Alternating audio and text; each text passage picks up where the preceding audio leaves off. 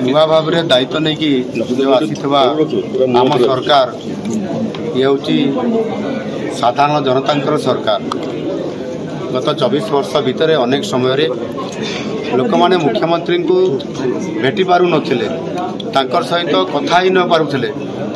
एवं आज जितेबेले सत्तार परिवर्तन होईची, नुआ सरकार आसीची एवं मु मध्य गोटे साधारण परिवार रु आसीची, लोक मानकर समस्या जानिछि, लोक मानकर सहित मिसिबा जानिछि, लोक माने जेभली भाव में भल पाती ये कथा मु जानिछि। सेथिपाई आज लोक माने मध्य नुआ सरकार को एवं मुख्यमंत्री को भेटिया पे आछंती।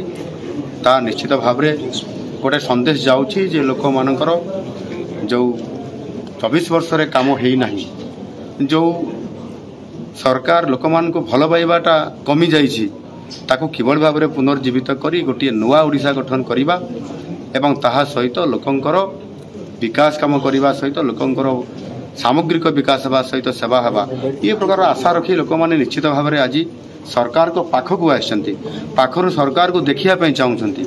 आम सरकार निश्चित भाव में साधारण जनता सरकार होता कारण सेमाने भल पाइबा और ये आज बहु संख्यार सकाल 7टा पाखापाखि से संध्या पर्यंत से अपेक्षा करते।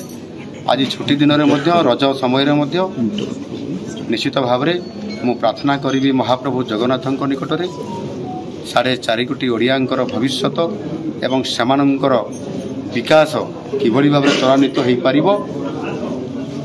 प्रधानमंत्री यशस्वी प्रधानमंत्री नरेंद्र मोदी जी जो ओडिशा पई जेभली भाव में तांकर ओडिशार विकास कथा चिंता करिसंती, ता निश्चित भाव में आगामी दिन में आगामी 5 वर्ष भितर नुआ ओडिशा गठन करिबारे सहायक हबो।